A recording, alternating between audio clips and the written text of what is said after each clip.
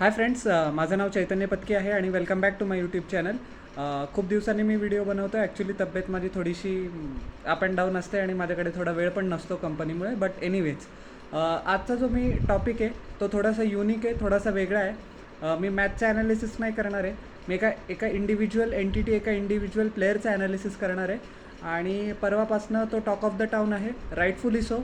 आणि त्याची जी सक्सेस मिळाली आहे, नो डाऊट, आय होप तो अजून पुढे सक्सेस कंटिन्यू करो, चांगला सीझन असो त्याच्यासाठी. बट जी फील गुड स्टोरी आहे आणि जो फील गुड फॅक्टर आहे, तो खूपच काय म्हणतात की प्रत्येक जो खरा क्रिकेटप्रेमी आहे त्याच्या हृदयामध्ये करुण नायर, मी ऑब्व्हियसली तुम्ही ओळखलंच असेल त्याच्याबद्दल बोलणार आहे. त्याच्या हृदयामध्ये त्याने एक घर निर्माण केलं, एक स्थान निर्माण केलं आहे. 89 रन्स केले करुण नायरनी, 89 धावा केल्या आणि मिचेल सँटनरनी त्याचा जो बोल्ड काढला. अनफॉर्च्युनेटली दिल्ली कॅपिटल्स त्याच्यानंतर रिकवर नाही करू शकले आणि ती मॅच ती हरून गेली. नो डाऊट मुंबई इंडियन्ससाठी तो विजय खूप महत्त्वाचा होता. बट आपण त्या रिझल्टबद्दल नाही बोलूया, ना दिल्लीचं बोलणार ना मुंबईचं बोलणार. मी फक्त करुण नायरचं बोलणार आहे. आणि खूप छान वाटलं ॲक्च्युली. 2016मध्ये आता तुम्हाला जे नवे क्रिकेट जनरेशनचे जे फॅन्स असतील त्यांना जस्ट थोडं आठवत असतील, किंवा जे कोविडनंतर क्रिकेट फॉलो करायला लागले त्यांना माहिती पण नसेल ॲक्च्युली की करुण नायर कोण आहे. मी तुम्हाला सांगतो, चेपॉकमध्ये 2016मध्ये करुण नायरनी इंग्लंडविरुद्ध त्रिशतक ठोकलं होतं. That was the 5th test. मला अजून पण चांगल्या पद्धतीने आठवतं. ती सिरीज आपण 5 सामन्यांची कसोटी मालिका 4-0 अशा मार्जिननी जिंकली होती. रवींद्र जडेजाने शेवटच्या दिवशी 7 विकेट्स घेतल्या होत्या. बट हायलाईट त्या मॅचचं होतं करुण नायरचं त्रिशतक. आदिल रशीदनी के एल राहुलला, तुम्हाला समजा जर एकदम तुम्ही हार्डकोअर क्रिकेट फॅन असेल, जर आठवत असेल तर 199वर के एल राहुल ॲक्च्युली एक लूज शॉट खेळून आऊट झाला होता. पण त्याच्यानंतर पण करुण नायरनी 300 धावा केल्या. सो आपण काहीतरी 700 का 720 धावांवर डिक्लेअर केली होती ती innings, if I am not wrong. So खूप चांगला प्लेअर आहे. त्याच्या अगोदर डोमेस्टिक क्रिकेटमध्ये पण करुण नायरने चांगलं प्रदर्शन केलं होतं. अगोदर तो राजस्थान रॉयल्ससाठी पण खेळला होता. मी गोष्ट करतो आहे 11-12 सीझन्सपूर्वी. तो 2-3 सीझन राजस्थान रॉयल्ससोबत खेळला. आणि मला आठवतं की काय निवडक मॅचेसमध्ये स्टीव्ह स्मिथसोबत करुण नायरची चांगली पार्टनरशिप असायची.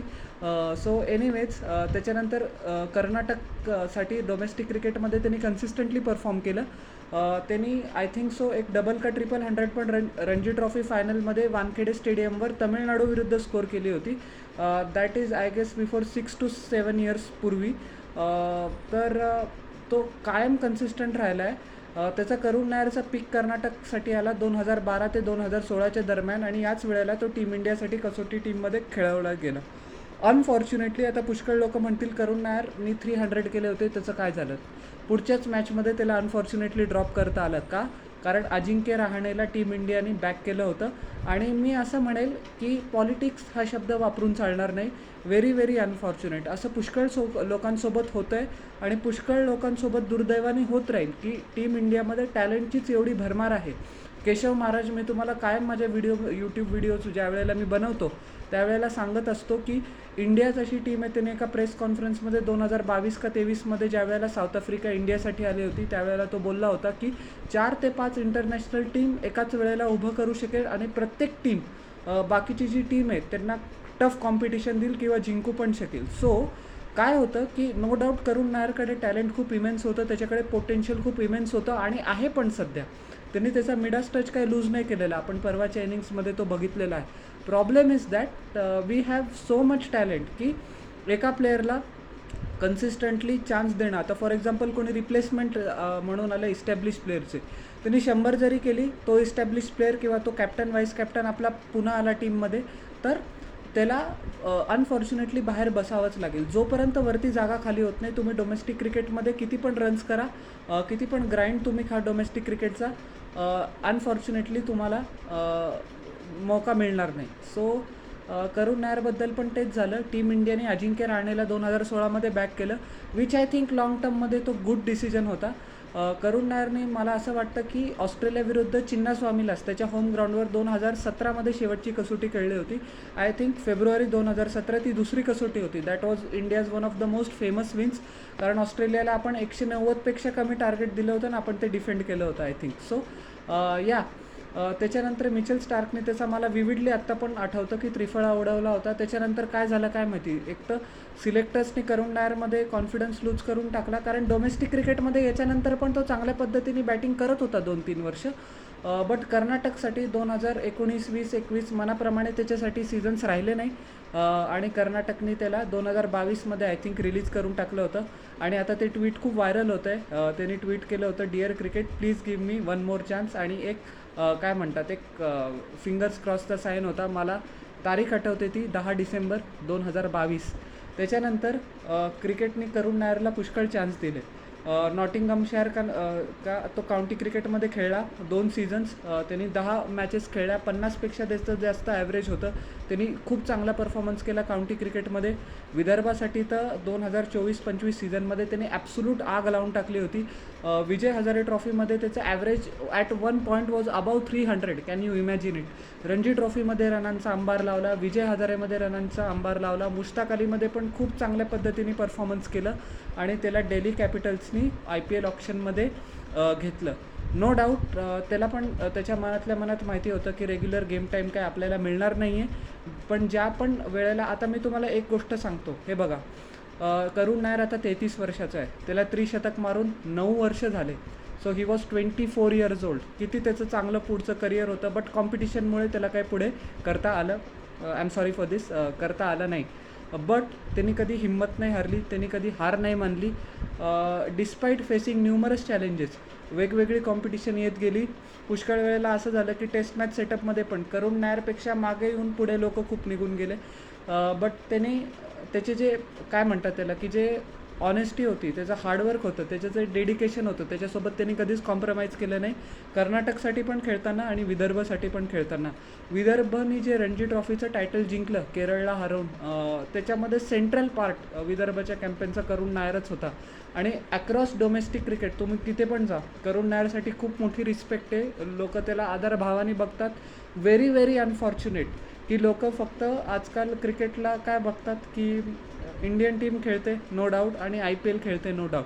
तुम्ही रणजी ट्रॉफीकडे पण बघा, तुम्ही मुश्ताक अलीकडे पण बघा, तुम्ही विजय हजारेकडे पण बघा, तुम्ही दुलीप ट्रॉफीकडे पण बघा. कारण मी तुम्हाला सांगतो की पुष्कळ लोक असं म्हणतात, मला पार्थिव पटेलचं एक स्टेटमेंट आठवतं की तो काय बोलला होता एकदा, की फॉर्मर इंडिया विकेट कीपर, की इंडियनचे जे फर्स्ट क्लास क्रिकेटचं स्टँडर्ड आहे is now little bit higher than county cricket. 15 का 20 वर्षापूर्वी हे स्टेटमेंट अनइमॅजिनेबल होतं. पण आपल्याकडे, जसं मी तुम्हाला परत त्याच पॉईंटला येतो आहे, की टॅलेंटच एवढं आहे की काय म्हणतात त्याला, की कंडिशन्स व्हेरीड आहे. तुम्ही हरियाणामध्ये जा, तुम्हाला ग्रीन टॉप मिळेल. तुम्ही मुंबईला जा, तुम्हाला स्पिनिंग ट्रॅक मिळेल. तुम्ही चेपॉकला जा, तिथे तुम्हाला सीमरसाठी पण स्पिनरसाठी पण थोडं डिफिकल्ट ट्रॅक मिळेल. नॉर्थ ईस्टकडे गेले तर एंटायरली डिफरंट ट्रॅक्स असतात. विविध, म्हणजे आपला देश खूप मोठा आहे फॉर्च्युनेटली. सो पिचेसची पण व्हरायटी, क्युरेटर्सचं माइंडसेटचे वेगवेगळं असतं. जो बॅट्समन आपल्या डोमेस्टिक क्रिकेट सेटअपमध्ये चांगला होऊन गेला, तो कुठे पण इन्फ्लुएन्स करू शकतो. आता पुष्कळ लोकांना हे वाटेल की मी काय बोलतो आहे, काउंटी क्रिकेटपेक्षा रणजी ट्रॉफीचं स्टँडर्ड हाय आहे का? तर नक्की हाय आहे. तुम्ही ॲक्च्युली बघा, तुम्ही बघा काउंटी क्रिकेट, मी तुम्हाला तुम्ही रणजी ट्रॉफी क्रिकेट बघा, तुम्ही फर्स्ट क्लास क्रिकेट बघा, मी तुम्हाला बघेल. ॲटलिस्ट तुम्हाला टाईमपास म्हणून किंवा थोडा जरी वेळ तुम्ही नीट ॲनालिसिस केलं, जे हार्डकोर क्रिकेट फॅन्स आहेत ते 100% रिलेट करू शकतील की मी काय बोलतो आहे. So coming back to Karun Nair, त्यांनी जसप्रीत बुमराला 29 धावा मारल्या काहीतरी 8 का 9 चेंडूंमध्ये. बुमराने त्याला अननेसेसरीली स्लेज केलं.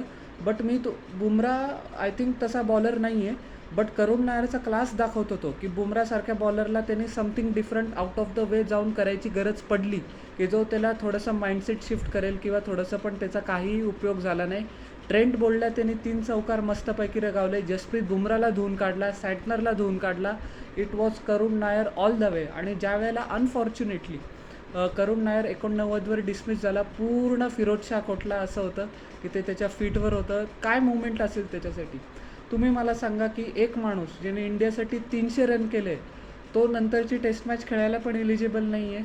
खूप वर्ष नॅशनल विल्डरनेसमधनं तो बाहेर राहतो, स्पॉटलाईटपासून बाहेर राहतो, पण तो हार्डवर्क सोडत नाही, तो मेहनत सोडत नाही, तो डिटर्मिनेशन सोडत नाही त्याचं.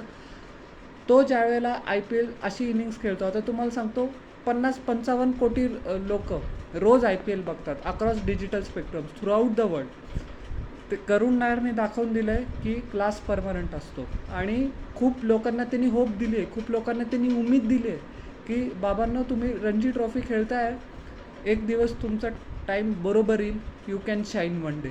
फक्त प्रोसेसमध्ये बिलीव्ह करा. आता हे तुम्हाला रिपिटेटिव्ह वाटत असेल की खूप क्रिकेटर्स म्हणतात I just trust the process, but because basics तसे आहे की तुम्ही समजा जर चांगल्या गोष्टी केल्या, आणि माझं एक फर्म मत आहे की good things happen to good people.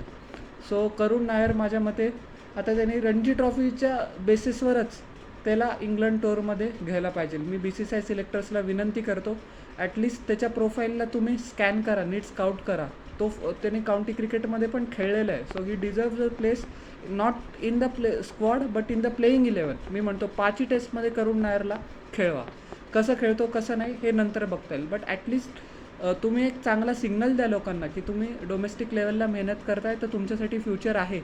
Okay, so well done Karun Nair, and hopefully Delhi कॅपिटल्सच्या कॅम्पेनमध्ये तो एक सेंट्रल रोल प्ले करो. सो तुम्हाला माझा हा व्हिडिओ कसा वाटला आहे जरूर न चुकता खाली कॉमेंट सेक्शनमध्ये सांगा, आणि माझ्या यूट्यूब चॅनलला लाईक, शेअर आणि सबस्क्राईब करा, आणि बेल आयकॉन प्रेस करा पुढच्या नोटिफिकेशनसाठी. आपण भेटूया नेक्स्ट व्हिडिओमध्ये. Till then everyone, bye.